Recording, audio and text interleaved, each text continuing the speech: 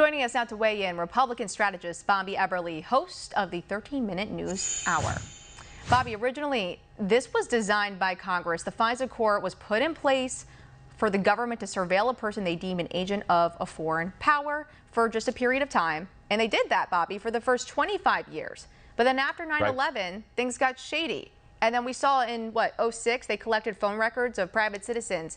So there is a loophole with the Section 702. Explain, Bobby, how was the government able to pull something like that off?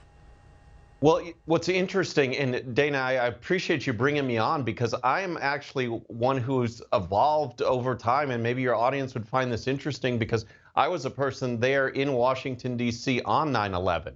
So I saw, the plane hit the Pentagon and in the aftermath. And you want, revenge against the terrorists, and then you also want security. And what I've learned over these years, and this is the naive moment of the day, is that some people will seek power for power's sake. And that's what we have seen. And that's why I am so happy that these congressmen stood up to say no, because you can't just weaponize government against the people, which we saw against former President Trump. But as you mentioned, we saw this against conservative after conservative after conservative. Without a warrant, people can just go surveil whoever they want and see if they can do anything. And remember, Joe Biden and the others talk about white supremacy and Christian nationalists as the biggest terror threat. So you can bet that they're looking for something, that they are out there spying on American citizens. You brought up the loophole. You brought up all of this. And what it's done is this evolution over time of people entrenched in the deep state who think that they ultimately hold the power, and they've been wielding it. The only way to get that back is we, the people, the Jim Jordans, the Tom Masseys, and all of us to speak up and say no. Yeah, thank God it was shot down today because the 702, the way it was written, was totally broad. And that's how they were able to abuse the power over, just shy of 300 times and surveil on our own people, our own private citizens, because somehow, Bobby, it justified doing something better for more research overseas for our dignitaries to find more information about them, whether, if it's terrorist threats or not. But just collecting phone records is wrong. Spying on Americans is wrong, whether you're a Democrat or Republican. It's just wrong, full circle. Yeah, exactly. And what we've seen is those in power manipulate the American people into giving away their freedom for so-called security. We see it in this case. We saw it under COVID, how people just forget about the Constitution and do all of these mandates and lockdowns and forced vaccines. I mean, can you imagine? This is similar because the government, these deep state operatives will say, hey, but this is for your protection. This is for your security. We're not abusing it. We're just going after the bad guys. Well, there's a lot of good guys on that list when Jim Jordan talks about 200,000 queries. That's just phishing. That's just out there. And you know that the conservatives are going to be on that list and be the ones surveilled. And it's wrong. And I wish more representatives would have stood up today and voted this down. I'm glad it got voted down, but it should have been unanimous. And it's a very big disappointment on Speaker Johnson. Yeah, so tell us more about the newly proposed amendments to this rule, Bobby. Would it require the feds to actually obtain a warrant before they could surveil or monitor U.S. citizens? What are the and that's, in your lead-in, they talked about various protections that they want to address.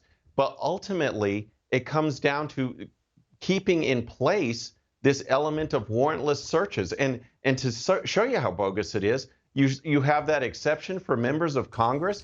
And this, just like with health care, or Social Security exemptions, whenever you're carving out something for a member of Congress, that should be a big red flag to the American people saying, hey, we want to impose something on you, but we're not going to do it ourselves. And so, yes, the amendment process they were designed to try to these renegades, these rebels in Congress, people like you and me, actually trying to make it stricter, trying to make sure that there are warrants. And there's factions of the government in the DOJ that want this, that believe this, but there's just not enough right now. And we got to keep pushing. Otherwise, these loopholes will be exploited because there's people there entrenched that will abuse that power. Yeah, and even with these new rules, I mean, not to mention there's just no oversight, even if the FBI does commit this type of abuse and corruptions. What's to believe the government will obey them? So we know the feds have violated other rules about illegally spying on us in the past, even though Speaker Johnson says the bill will stop those partisan abuses. I'm just not so sure. Can we trust Speaker Johnson on this one? Right. Yeah. The quick answer is there's absolutely nothing. There's no reason to believe that this would not be abused. And we saw it during the Obama administration. We saw it carry on even without a president on the opposition side, but with our own president, the deep state working against the executive.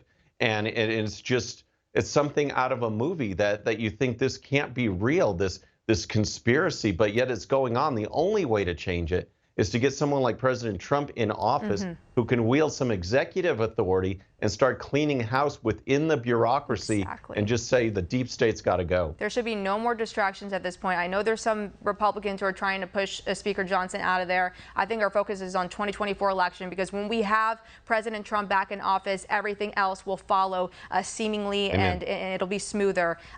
Because he has the executive power then, but he won't if we keep playing little games here and there like Marjorie Taylor Greene is. Bobby, rules for thee, not for me, it seems like, with our current DOJ and FBI. Thanks for coming on. Bobby Eberle, host of the 13-Minute News Hour. Always welcome back. Thank you. Thank you.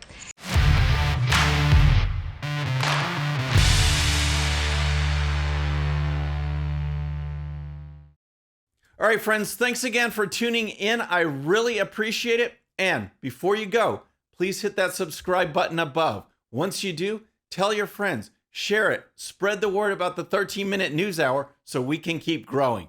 And for more great content, check out these videos right here, and I'll see you next time.